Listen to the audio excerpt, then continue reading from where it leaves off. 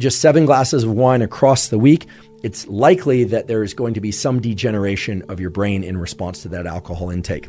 Even for people that were drinking low to moderate amounts of alcohol, so 1 or 2 drinks per day, there was evidence of thinning of the neocortex, so loss of neurons in the neocortex. For people that are regular drinkers or that have a genetic predisposition to alcoholism, when they drink, they tend to feel very energized and very good for longer periods of time. People who tend to feel more alert and excited every time they drink, they tend to get a real lift. They become kind of the life of the party, and that lasts a long while. Those people are the ones that really have to be careful about predisposition for alcoholism. Alcohol has a very strong effect in suppressing the neural networks that are involved in memory formation and storage. This is why oftentimes we forget the events of a night out if we've been drinking.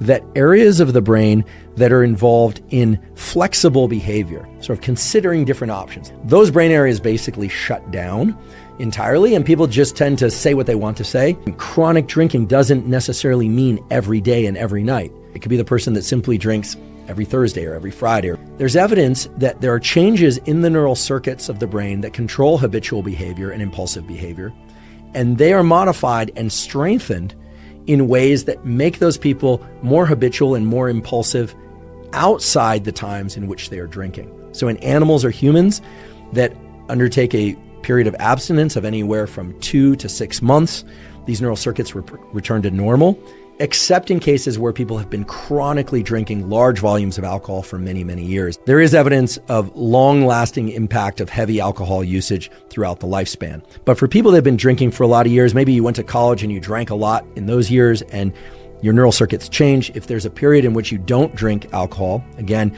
from 2 to 6 months and ideally longer, those neural circuits can then be remodified back to their original state. If you eat something prior to drinking alcohol or while ingesting alcohol, it will slow the absorption of alcohol into the bloodstream. In other words, you won't feel as drunk as fast, in particular if that meal includes carbohydrates, fats, and proteins. Okay, the inclusion of all 3 major macronutrients seems to slow the absorption of alcohol into the bloodstream far more than having any one of those or 2 of those macronutrients present. If you have an empty stomach, within 5 to 10 minutes, that alcohol is going to be within your bloodstream and distributed throughout your body, maybe even faster depending on the type of alcohol and your metabolism. And if you're somebody who is concerned about getting too drunk too quick, even from a small amount of alcohol, having some food in your gut can certainly be beneficial.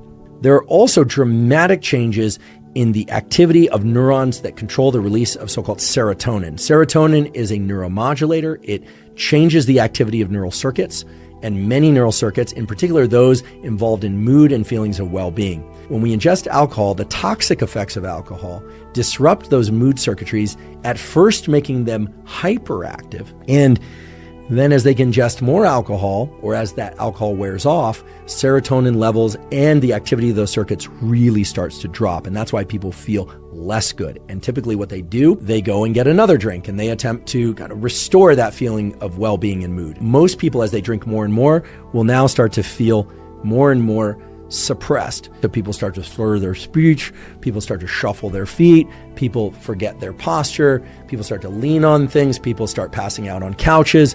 Now, I said most people because there's a subset of people that have gene variants that as they ingest the 3rd and 4th and 5th drink, what happens? They become more alert. And they're the ones that if you've ever fallen asleep at a party for whatever reason, or you're getting tired and you're yawning, you're looking around the room and like these people are still drinking and partying and they're having what seems to be this amazing time. Often, not always, those are the future alcoholics in the room. And of course, they too have a threshold beyond which their nervous system will start to get diminished and they'll pass out, and fall over, etc. But that threshold is way, way higher than it is for most people. People who drink a bit, and when I say a bit, I don't mean 1 or 2 sips or even a glass of wine every once in a while. All of those groups experience increases in cortisol release from their adrenal glands when they are not drinking. And as a consequence, they feel more stressed and more anxiety when they aren't drinking.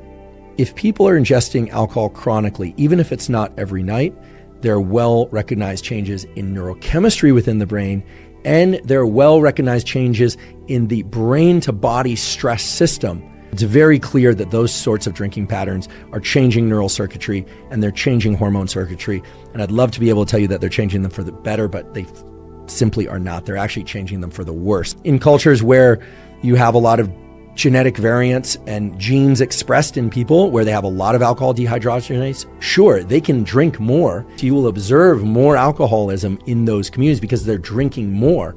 But I do want to emphasize that the environmental factors are playing a strong role there too, because if you can drink more, you're likely to drink more. If you're somebody that feels sick immediately from drinking, it's likely that you're not going to engage in alcohol consumption. Chances are, if you have an immediate relative who's a chronic abuser of alcohol, or several relatives who are chronic abusers of alcohol, well, that's going to predispose you to be an alcoholic. The other thing that predisposes people to abuse of alcohol is age. If you grow up in a family of drinkers and alcohol is everywhere, and especially if there's peer pressure or lack of oversight, then there's going to be a higher tendency, or a higher probability, I should say, that you will start drinking at a younger age. So for instance, at 13 or younger, or 14 or 15, there's a much higher probability that they're going to develop a long-lasting dependence on alcohol. If they take their first drink at 21, the probability that they'll go on to develop full-blown alcohol dependence, or alcohol use disorder, as it's called, AUD, is very low. Genes matter, but also the age in which somebody starts drinking really matters. So it's very clear that drinking early in life creates a propensity for the development of alcohol use disorder later in life. I put out a question on Twitter the other day. I said, what do you want to know about alcohol? Many of the questions, hundreds in fact, related to the question of, well, if I drank a lot previously, am I doomed? As you try and wean yourself off alcohol, or maybe even go cold turkey, that increased anxiety and feelings of stress should be expected. And it should be expected because of that increase in cortisol that occurs with even low-level consumption, yet chronic alcohol consumption. When people initially start drinking, there are increases in dopamine, or what we call dopaminergic transmission. Dopamine is involved in motivation, craving. It creates a sense of well-being. It increases energy. Most people experience some sort of mild euphoria. That's why so many people drink, right? The current estimates are that in most countries, and certainly in the US, as many as 80% of the adult legal drinking age population drinks alcohol. So there's an increase in dopamine and an increase in serotonin. So it's kind of an increase in well-being, an increase in mood, but it's a very short-lived increase. So basically what you're getting is a blip of feel good followed by a long, slow arc of feeling not so great, which is why typically people will drink again and again across the night. The duration of that long, slow reduction in dopamine and serotonin gets even longer. In other words, the negative effects of alcohol that happen after the initial feeling good extend longer. So the first drink that somebody has, provided they have enough alcohol dehydrogenase that it doesn't make them feel nauseous and sick right away, they feel really good. And then as it wears off, they feel kind of lousy and they want to drink more. So they might drink more.